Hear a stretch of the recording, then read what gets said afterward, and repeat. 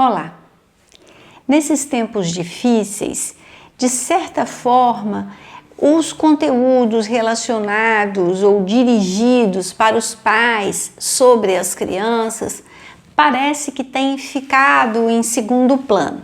Mas, na verdade, cuidar das crianças depende de estar bem. Então, a gente vai investindo no estar bem dos pais, dos cuidadores, para que eles deem conta das crianças. A verdade é que nós, adultos, estamos no meio. Nós temos que cuidar da vida prática, da vida real, econômica, da família e também temos que dar conta das crianças e dos idosos que nesse momento exigem uma atenção especial. Sinto muito dizer, mas eu não posso tirar nenhum adulto dessa posição. A bola é nossa, né? A bola é dos adultos. Somos nós que precisamos fazer isso, mas não precisa ser sozinho. Então, o Quer Saber vem oferecer algum apoio, alguma sugestão, alguma orientação, mas vem também reforçar que não há nenhuma vergonha, não há nenhum problema, não há nenhum atestado de incompetência em pedir ajuda, inclusive ajuda profissional. O momento é de fato desafiador. E por que eu estou falando isso tudo? Nas 2 ou 3 últimas semanas, eu e também outros colegas, psicólogos, pediatras, estamos sendo muito procurados para falar da irritabilidade das crianças, da impaciência das crianças, da falta de limite que os pais não estão conseguindo impor, colocar os limites do uso de tela, do tempo de tela. Os pais não estão conseguindo encontrar o que fazer, como fazer com as crianças. Então, eu procurei, eu pesquisei, eu assisti algumas lives, revi algumas lives, algumas aulas, né, de profissionais que eu confio, admiro, e para usar uma linguagem atual que eu sigo, para encontrar o que dizer e também oferecer coisas práticas, sugestões mesmo para os pais. Então, algumas coisas a gente vai falando e eu vou deixar algumas lives para vocês também, porque acho que elas são muito importantes, que elas devem ser vistas, revistas, pensadas, conversadas, discutidas, trocadas, né, em miúdo e divididas com outros pais de crianças da mesma idade, com os professores dos seus filhos, porque estamos todos numa situação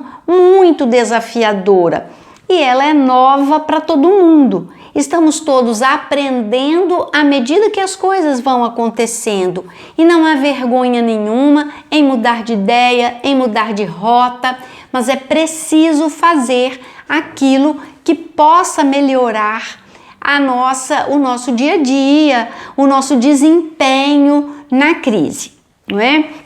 Então, a primeira coisa que eu gostei muito numa live de uma escola chamada Vila Luz de Santa Catarina, se não me engano, uma live feita com uma educadora chamada Cristiane Maros Planca e com o Dr. José Martins Filho, que é um pediatra pelo qual eu tenho a mais profunda admiração.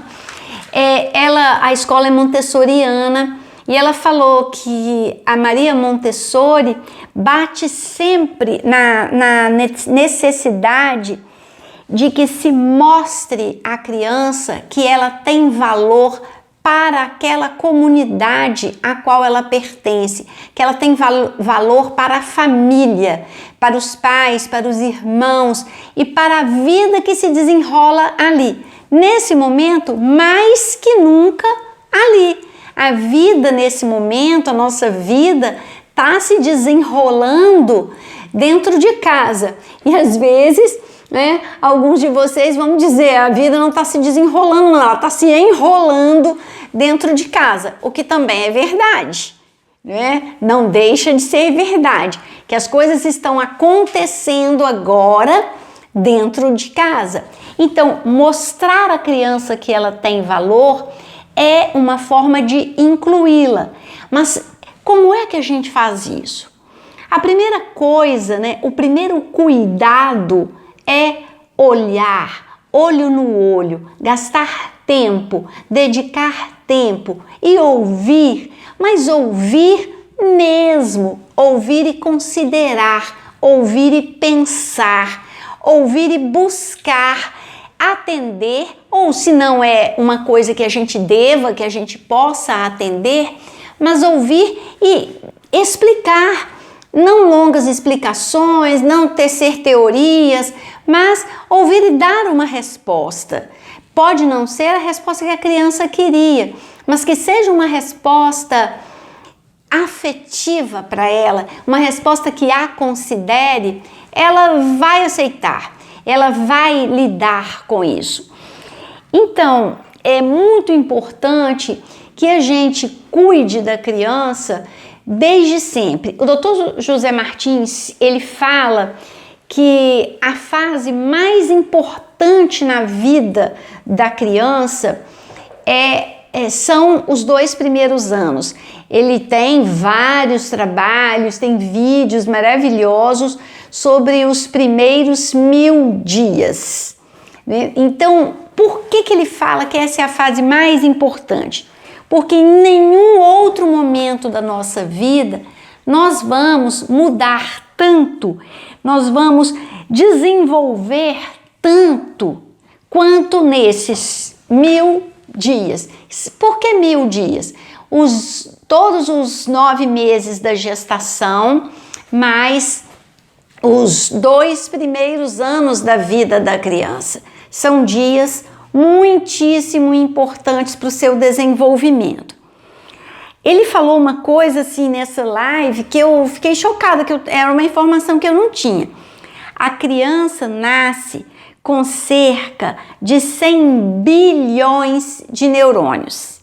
Na vida adulta, ela terá apenas 20 bilhões. Por quê? 80% são perdidos porque não são estimulados.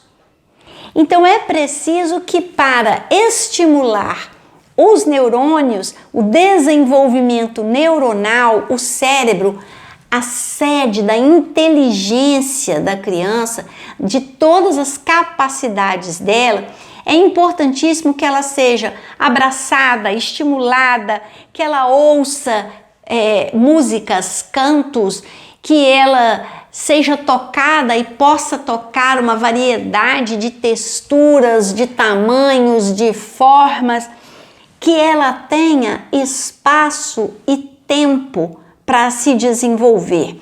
Isso é essencial. E ele fala também, né, que crianças precocemente expostas ao estresse tóxico, que é a ausência dessa estimulação, dessa atenção, desse sentimento de pertencimento, são crianças que podem ter o seu crescimento neuronal, né, o seu desenvolvimento neurológico afetado, prejudicado.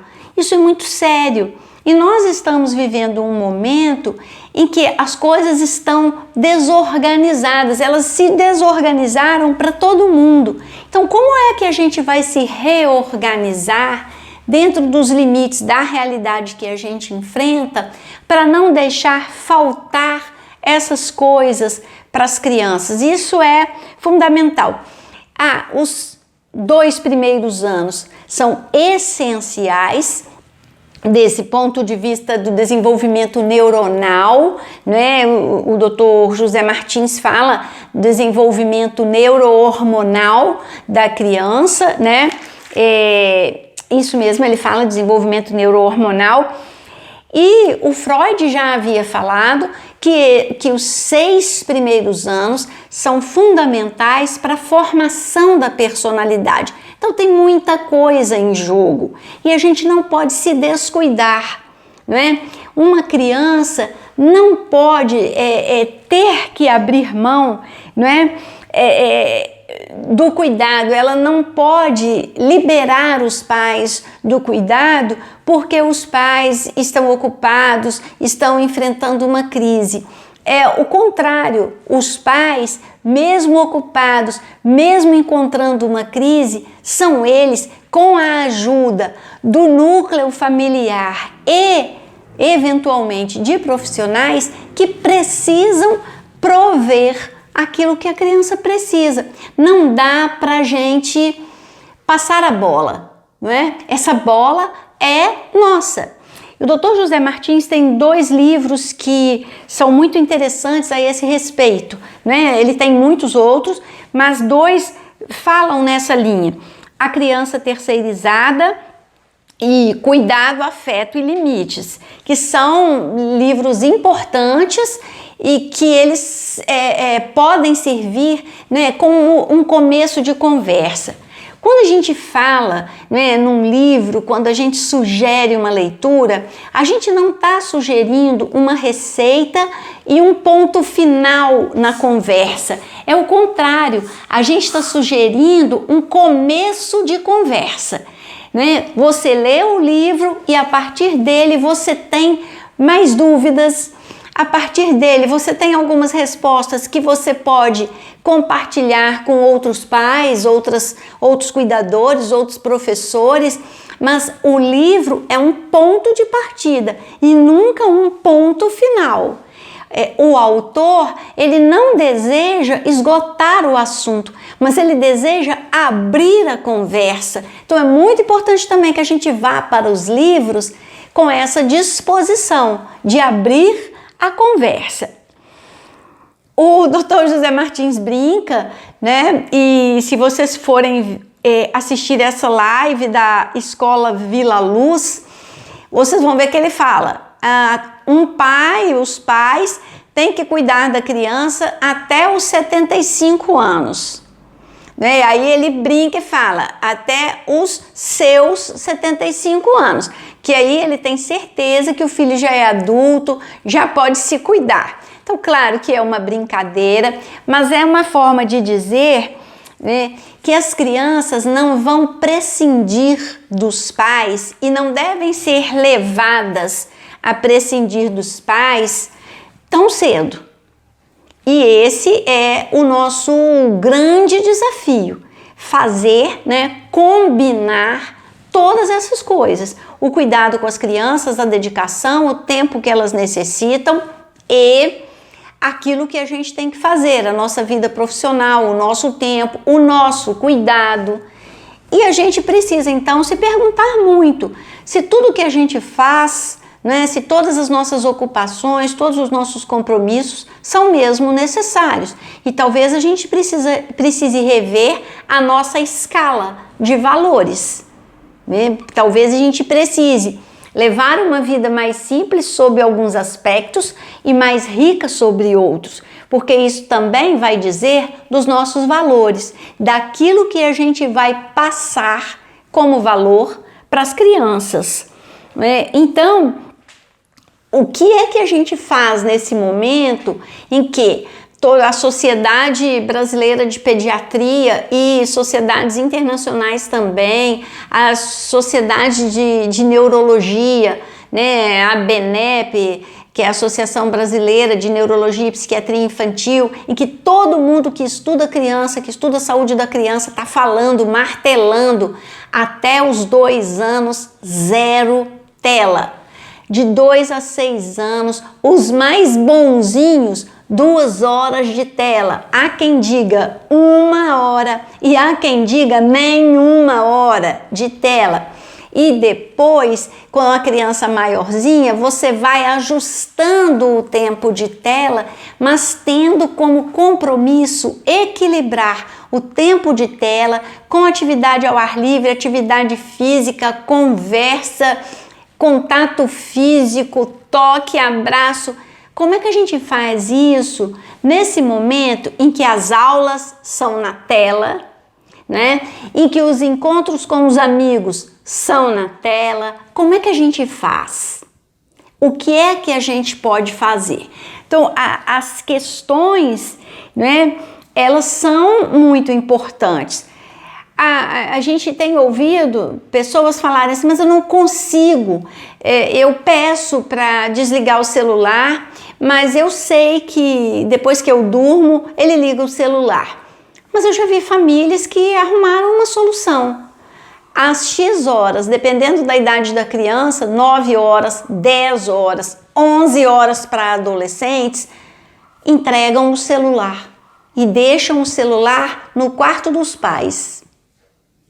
E só podem pegar de manhã, né? Então, o Dr. José Martins sugeriu para uma família, né, que ele atende, desligar o Wi-Fi por algum tempo. Desliga, porque aí não vai ter, porque aí não vai poder usar. Mas tá, e aí o que você vai oferecer nesse lugar? O que você vai oferecer nesse lugar que é o grande desafio. Porque desligar por desligar não adianta. Você vai fazer crescer o tédio, você vai fazer crescer a irritabilidade, você vai fazer crescer, né, essa sensação de isolamento acima do isolamento necessário que a gente está vivendo.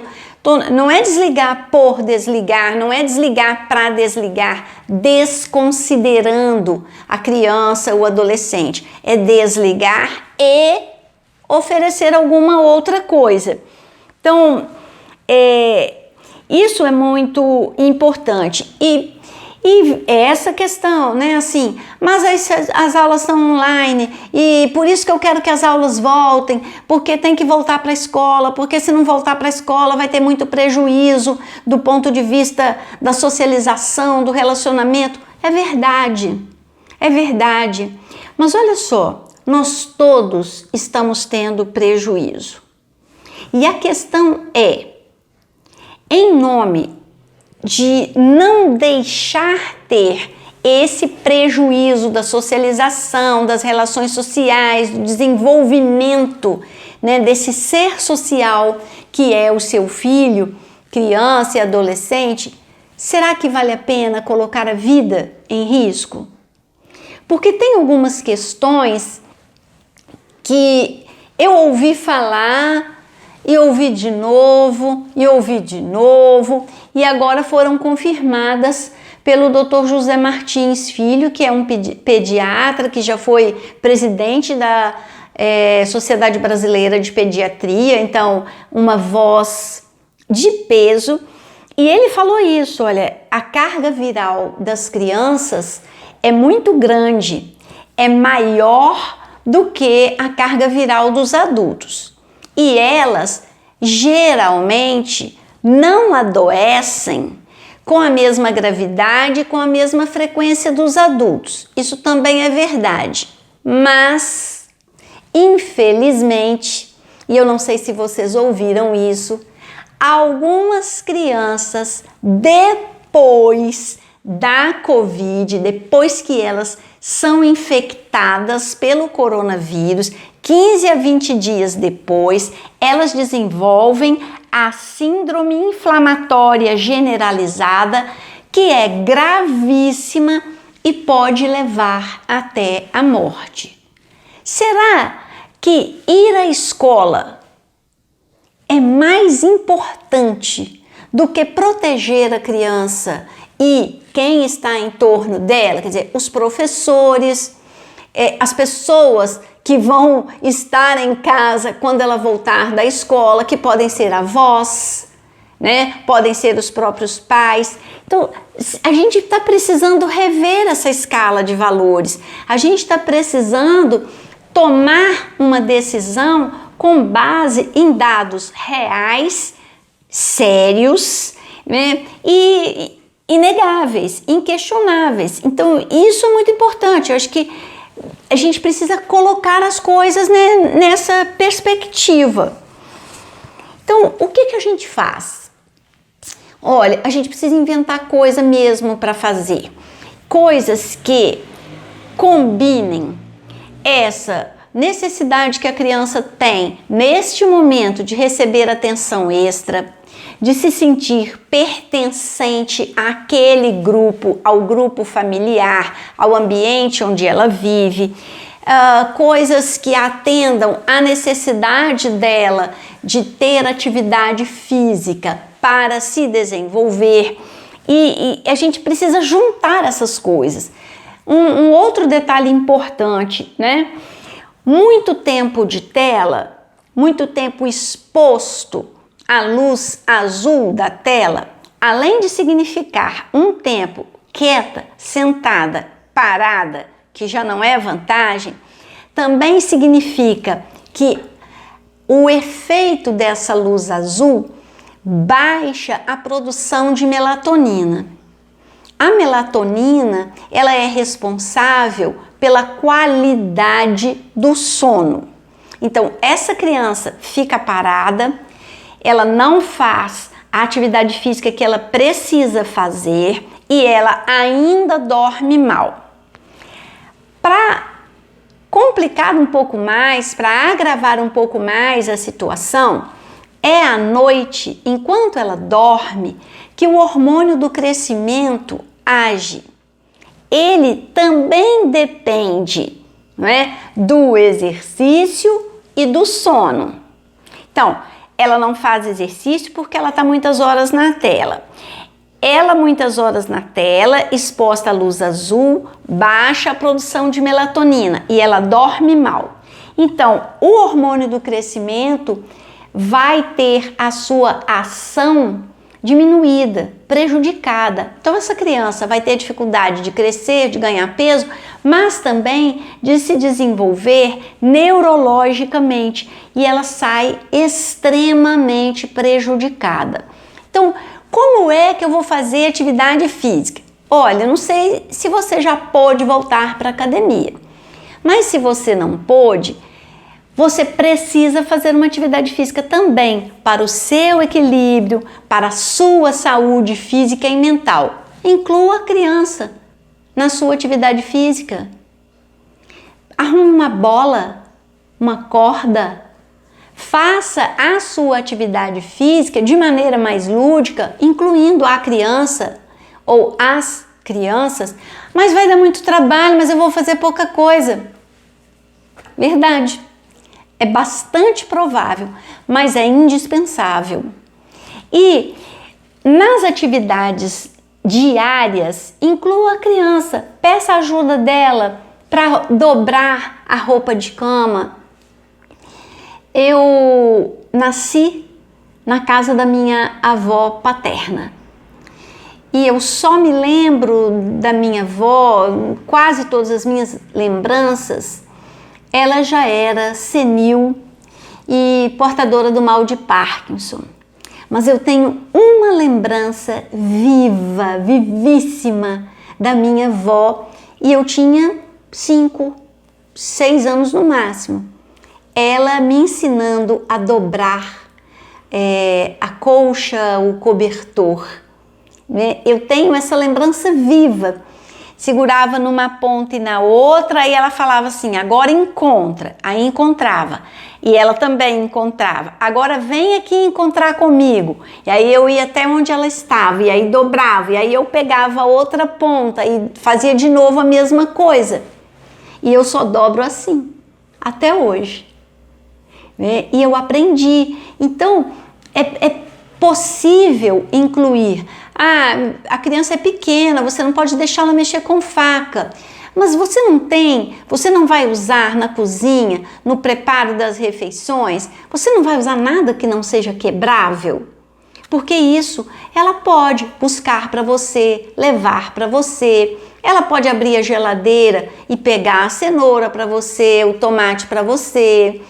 Ela pode conhecer as verduras, né, os vegetais de folha, porque às vezes a criança só vê a couve na mesa e ela não tem ideia de como é uma folha de couve.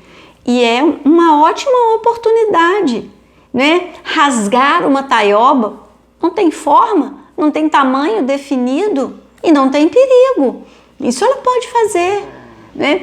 Inclua a criança e apresente o resultado do trabalho dela como sendo algo valioso. Então ponha na mesa aquela taioba e diga: olha, essa taioba está assim, linda, cortada, picada assim, porque foi fulano que me ajudou, né? Ela que picou, ele que picou, parabéns. É isso. Inclua, dê sensação de pertencimento. Olha, faça bolinho de chuva, embora não esteja chovendo, né? E deixa a criança amassar, enrolar. Ah, ela não pode fritar, mas enrolar ela pode. Ah, vocês não têm problemas em casa com diabetes, podem eventualmente passar o bolinho na açúcar com canela? Isso também ela pode fazer. Né? E aí ela vai aprender uma porção de coisas. Olha, vai ter uma aula de matemática com as quantidades da receita, 1/2, 1/4, 2, uma pitada. Ela vai ter uma aula de matemática, né? Ela vai ter uma possibilidade enorme de aprender organização, porque tem um tempo, tem que esperar um tempo, tem que, algumas coisas, né? Pão, tem que esperar 1 hora para a massa crescer, e ela vai ter uma aula de química, que não é uma aula teórica de química, porque é muito legal quando você faz a massa, põe lá, aqui em casa, a massa do pão vai para dentro do micro-ondas. Esse é um macete que eu aprendi na receita. Você põe a massa do pão e uma caneca de água bem quente dentro do micro-ondas e fecha. E aí você cria um ambiente do jeito que tem que ser, né? Para a massa do pão crescer. E daí a 45 minutos você olha e ela tá grandona. E aí você vai explicar que é por causa do fermento. É uma aula. E ela vai estar aprendendo coisas que quando ela aprender na escola, ela vai elaborar, mas que são importantes e que agora são curiosidades para ela, para a infância. Então tem muitas maneiras de você incluir.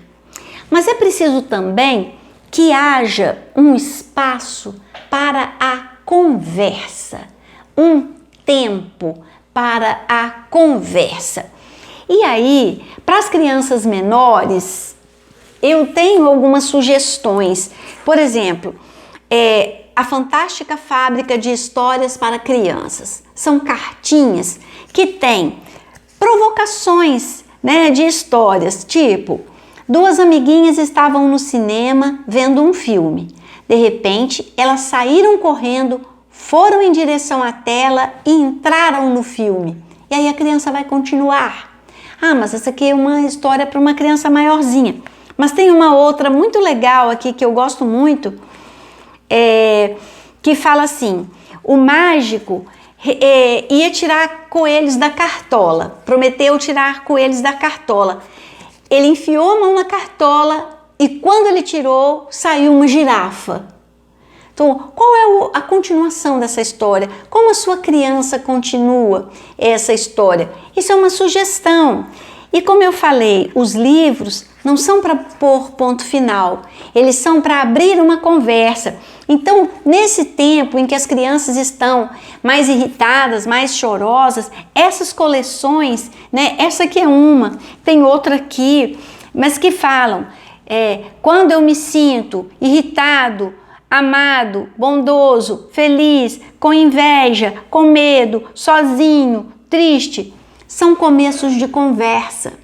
A partir do que o coelhinho sente, talvez sua criança se sinta à vontade para dizer como ela se sente e você possa entender qual é a solicitação, o que a criança precisa a partir deste sentimento que ela expressou, dessa emoção que ela achou um caminho para sair e para ser entregue a você, que é o responsável por ela. Então, essa coleção, né, desse coelhinho é uma sugestão, mas também tem essa aqui, ó. Quando estou triste, como me sinto quando estou triste, como me sinto quando estou zangado. E tem vários outros títulos. Você precisa comprar uma biblioteca inteira de livros infantis? Não necessariamente. Você pode, com os amiguinhos, né, com os pais dos amiguinhos, vocês podem fazer uma compra coletiva de vários livros e eles circularem.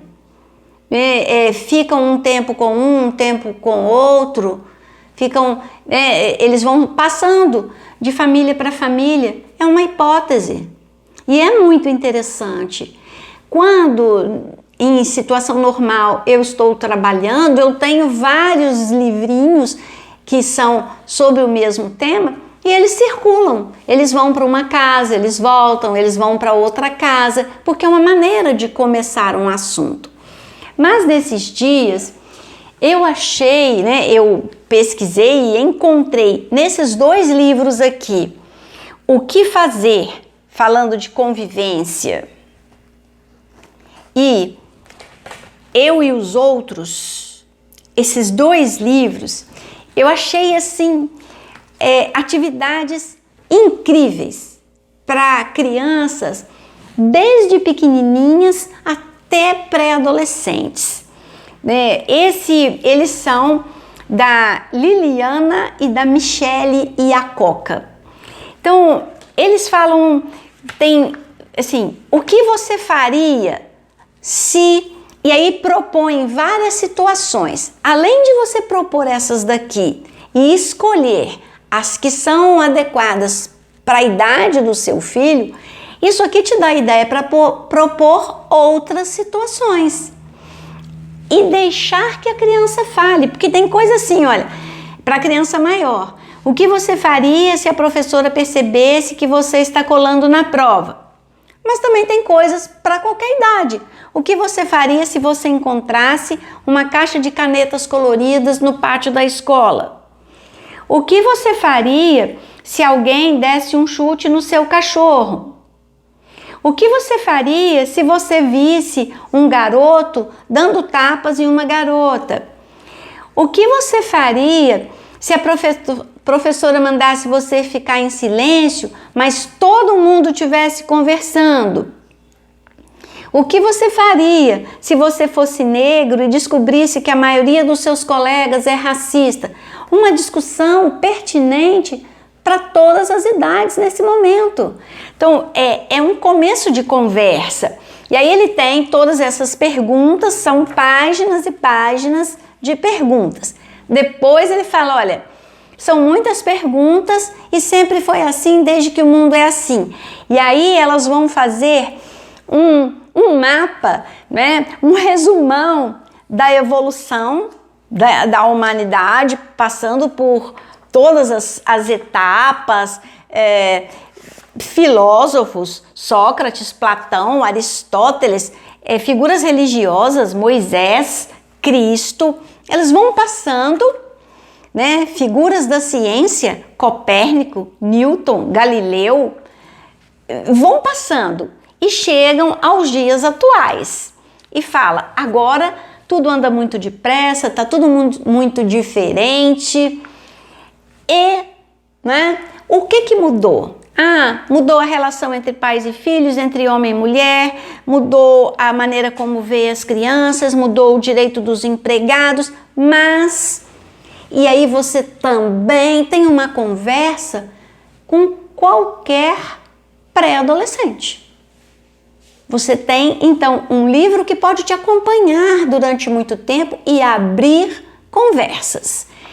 E tem depois, no final, a sugestão, né? As perguntas. O que fazer? Sei lá, é difícil mesmo. Eu vou pensar. E aí começam a aparecer as sugestões. E aí a sua criança, desde pequenininha, pode dar as sugestões. E quando ela der as sugestões, primeiro, você vai saber como ela pensa. Segundo, né, você vai conhecer o vocabulário dela e vai poder ajudá-la a desenvolver esse vocabulário. Terceiro, você vai ver se ela está absorvendo os valores que você quer.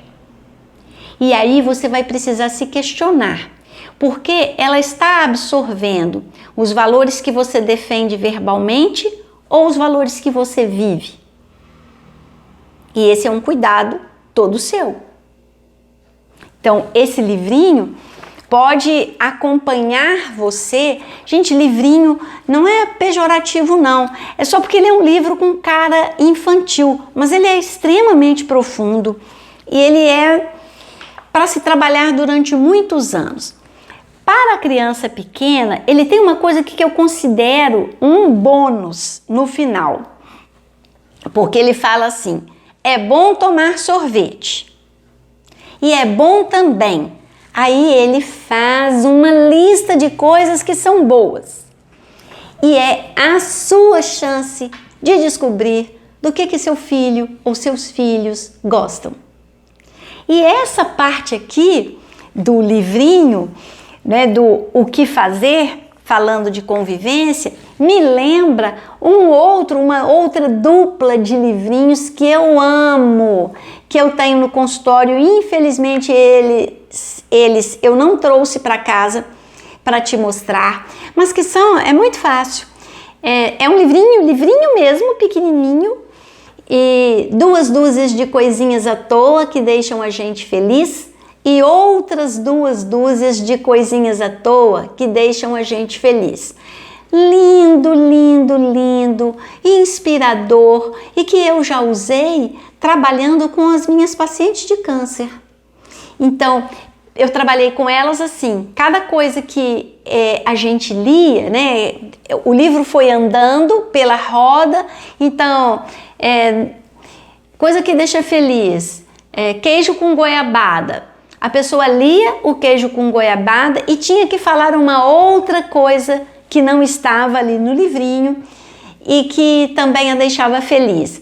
E aí, ao invés de 4 dúzias de coisas à toa que deixam a gente feliz, no fim a gente tinha 8, né? Porque a gente dobrou a lista de coisas que deixavam a gente feliz. E foi ótimo, uma reunião leve e a oportunidade de valorizar essas pequenas coisas, que são, né, no 2 dúzias e outras 2 dúzias, tem menina ruiva de trança, tem respingo de chafariz, tem aquela brincadeira que eu já nem sei mais se as crianças fazem, não é? Mas quando a gente, no peito do frango, não tem um ossinho assim, que tem uma parte unida e depois uma haste, né, que vem pra cá, outra pra cá, e a gente brincava de puxar. E essa brincadeira, pijama de flanela, coisinhas. E a gente se lembrou de muitas outras coisinhas. Então, se a gente vai fazer essa brincadeira com os filhos, provavelmente a gente vai descobrir que ele gosta, né, que ele ficaria feliz com pequenas coisas que não custam nada em dinheiro, né, ou que talvez custem muito pouco e que custam o nosso tempo e a nossa atenção e que são perfeitamente possíveis quando a gente para dar atenção a elas. Então, essa é uma sugestão de atividade, né? E esse outro livro das mesmas autoras, Liliana e Michele Iacocca, Eu e os Outros, ele também tem situações, e eu também acho que você pode usar desde com as crianças pequenas até com os pré-adolescentes. A partir destas situações que ele apresenta, você pode criar outras, mas ele é um investimento no autoconhecimento, porque a primeira coisa do livro é com quem você se parece. Você se parece com esse garoto que acha que os outros sempre o culpam por tudo? Você se parece com alguém que vive culpando os outros? Você se parece com um pai que está sempre ocupado e nunca responde ao que os filhos perguntam? Você se parece com esses amigos que almoçam e jantam vendo TV? Você se parece com essa senhora que nunca limpa o cocô que seu cachorrinho fez na calçada? Você se parece com quem sempre dá um jeito de furar a fila? Você se parece com um vizinho que nunca cumprimenta ninguém? Você se parece com uma professora que adora dar bronca nos alunos? Você se parece com o irmão que fica xeretando as coisas da irmã? Você se parece com a menina que espalha tudo pela casa, suas roupas e objetos? Você se parece com um filho que não ajuda a fazer nada na própria casa? E aí eu me pergunto, né? Você se parece com uma mãe, um pai que nunca deixa a criança ajudar? Você se parece com essa folgada que acha que os outros são seus empregados? E aí tem um monte de coisas. Você se parece com quem odeia tomar banho e escovar os dentes? Olha, N situações, páginas e páginas. E dá para você criar muitas outras. E aí depois elas fazem um texto que eu acho mais elaborado, então ele não é um texto adequado para crianças pequenas, mas aqui nas primeiras páginas você tem como adaptar. Você tem algumas coisas que elas mesmas são adequadas e você pode criar outras, elas te dão ideias. Então elas vão fazer um texto sobre as relações humanas, uma preocupação antiga. E o livro é lindo, tem figuras lindas, fotos, ilustrações lindas, que à medida que a criança for crescendo, você pode ir gastando tempo com essas páginas internas.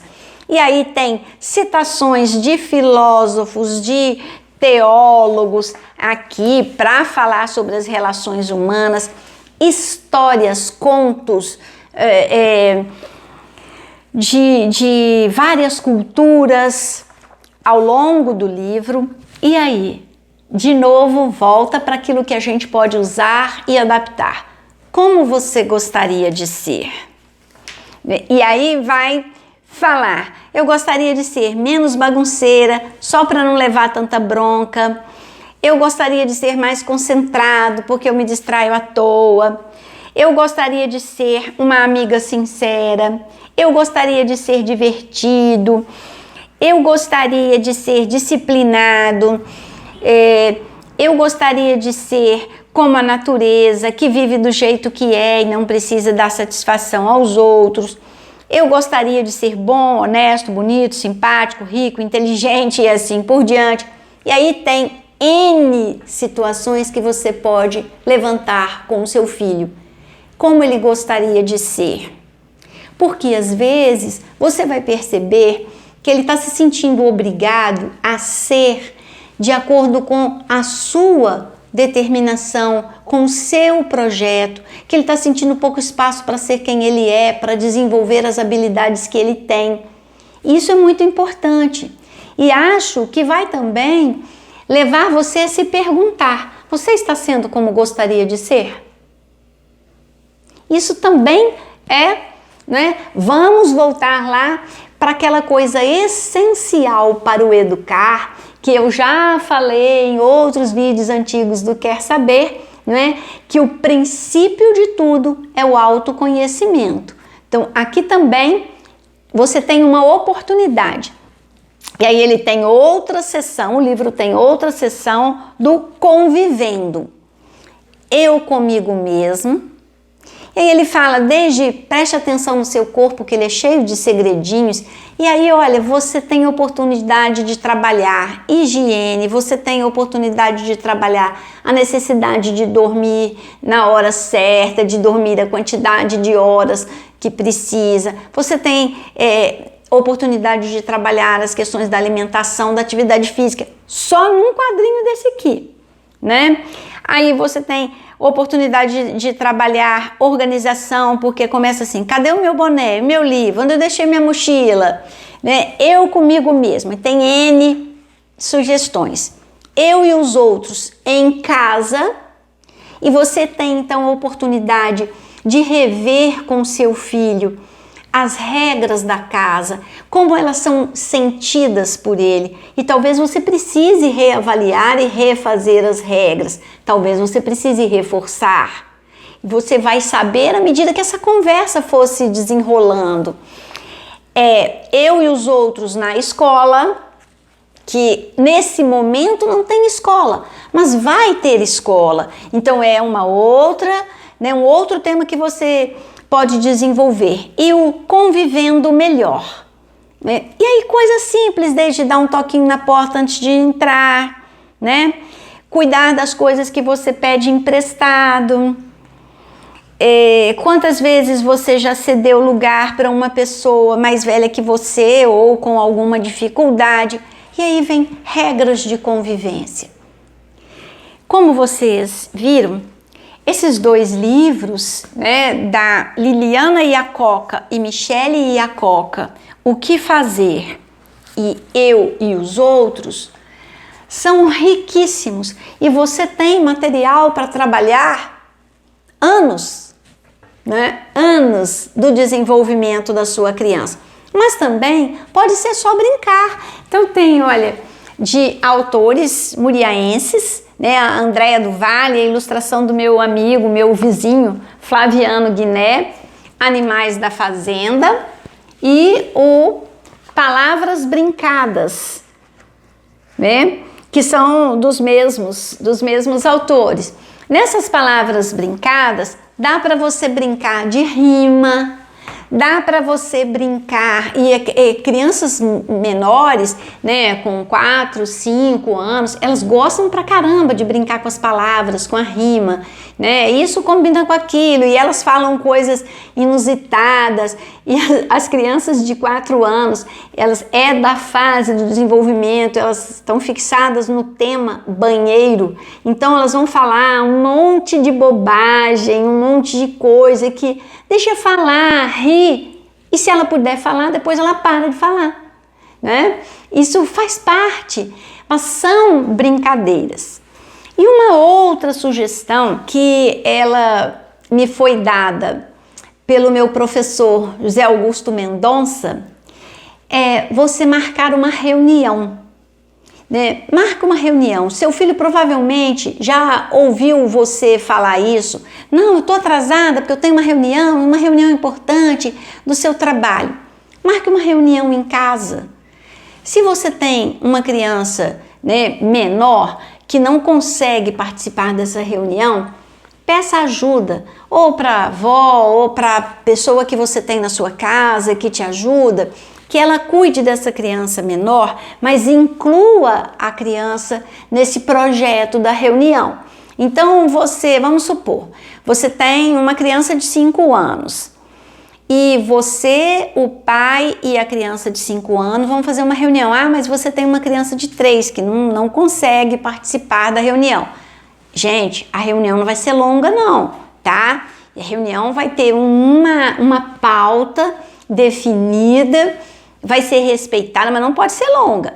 Mas então, enquanto tá rolando lá a reunião do pai, a mãe e o filho maior, a criança menor, com a avó ou com a babá, com a pessoa que você tem lá como seu suporte, vai preparar o lanche para o fim da reunião. O lanche pode ser pipoca e o trabalho dela pode ser colocar a pipoca nas vasilhinhas inquebráveis para servir depois do lanche. Ah, pode ser fazer o biscoitinho lá, o bolinho de chuva, e ela vai ajudar a amassar, ela vai ajudar a enrolar, ela só não vai fritar, mas depois ela pode levar na bandeja, e aí depende do que vocês preferem, café, suco, chá, né? E ela também vai ajudar a servir. Então ela está participando da reunião. Nessa reunião, vocês podem aproveitar para rever os combinados da casa. Mas olha que legal, alguém vai anotar, vai fazer como uma ata. Então ficou decidido nessa reunião que a partir de agora vale isso, isso e isso, vamos fazer isso, isso e isso. A reunião também serve para preparar uma festa de aniversário. Então, se está chegando o aniversário do papai, então a reunião é para decidir como nós vamos comemorar o aniversário do papai. E se está chegando o aniversário da mamãe, como nós vamos comemorar o aniversário da mamãe? Como nós vamos comemorar o aniversário da criança? Ah, vai chegar um irmãozinho, uma irmãzinha. Vamos fazer uma reunião para acertar os combinados da chegada da irmãzinha ou do irmãozinho? O que vai valer? O que precisa mudar? Como que aquela criança vai participar? Ah, essa reunião e aquilo que ficar combinado, que constar na ata, pode render atividades para semanas. Por exemplo, o aniversário do papai, a gente está gravando hoje, dia 30 de agosto. Então, vamos supor que você está fazendo a reunião e o aniversário do papai é na terceira semana de setembro, ou o aniversário da criança. Então, daqui até lá, você pode fazer atividades que sirvam para decorar a casa para o aniversário. A criança pode cortar papel colorido para fazer tipo bandeirinha. Então, olha, tem a atividade de recortar, tem a atividade de colar, né, de pregar na cordinha, no barbante, onde você for colar. Tem a atividade de pregar no lugar que vai ficar. A criança pode fazer desenhos, pode fazer cartão, ela pode fazer N coisas a partir dessa reunião. Pode decidir o que vai fazer para comer e como que ela vai participar. Eu conversei outro dia com um casal e o pai falou, olha, eu gosto de cozinhar e toda vez que eu faço pizza eu dou um tanto de massa para eles amassarem também, e eles me ajudam e a gente faz a pizza deles pequena e eles ajudam, eles estão lá. Você não vai dar uma faca para uma criança pequena, mas ela está lá e ela vai aprender, inclusive, a manusear a faca, o que vai diminuir o risco. Mas ela pode, na hora que eu não estou olhando, pegar a faca. Faca, em casa que tem criança, tem que ser muito bem guardada, sempre. Quer a criança vá para a cozinha, quer ela não vá. Mas tem que ser sempre bem guardada. Então, isso não aumenta o perigo não, gente. Isso aumenta o sentimento de pertencimento, a intimidade e a construção, né, desse sentimento de importância e de valor. Ou seja, a boa e velha, famosa autoestima. Mesmo criança, eu era importante na minha casa. Mesmo criança, eu tinha o que dizer, porque meus pais marcavam reunião comigo para tomar decisões. E essas reuniões podem decidir sobre a hora do banho, sobre como organizar o quarto, N coisas. Você não vai fazer reunião todo dia. A reunião tem que ter uma sistemática. Você vai perceber se para sua criança, para suas crianças, funcionam reuniões semanais ou se elas precisam ser quinzenais. Não é? Quanto tempo a reunião pode demorar para não se perder, para não ficar chato e a criança não querer mais participar. Isso aí é o seu feeling e é o conhecimento que você tem da sua criança. Então, essas atividades, né, que você vai fazer a partir da reunião vão dar sequência à reunião e vão facilitar, vão abrir caminho para que você tenha sempre alguma atividade para a criança fazer, para que ela tenha sempre alguma coisa que lembre a ela de que ela participou de uma reunião e que de fato funcione. Não é? Outro dia eu vi uma foto de comemoração do Dia dos Pais e no fundo da foto tinha uma tela pintada pela criança que estava fotografando com o pai. Olha que legal! Imagina como essa criança se sentiu. Né? Era uma foto de trabalho. Né? A família tem uma confecção, estava fazendo, né, uma chamada para o Dia dos Pais e lá na propaganda da empresa da família tinha uma tela pintada pela criança que ainda não tinha 5 anos. É disso que a gente está falando. Isso dá muito trabalho, isso gasta tempo. Sinto te informar. Criar filhos dá trabalho e gasta tempo. Se alguém te disse que você poderia criar os seus filhos ligado no automático, sinto muito, mentiu. Não é possível. Gasta tempo, gasta energia, gasta inteligência, mas gasta principalmente afeto. E é disso que a gente está falando. E é para isso que eu espero que o Quer Saber esteja contribuindo e tenha contribuído de maneira específica neste vídeo de hoje para este momento tão delicado que nós estamos vivendo.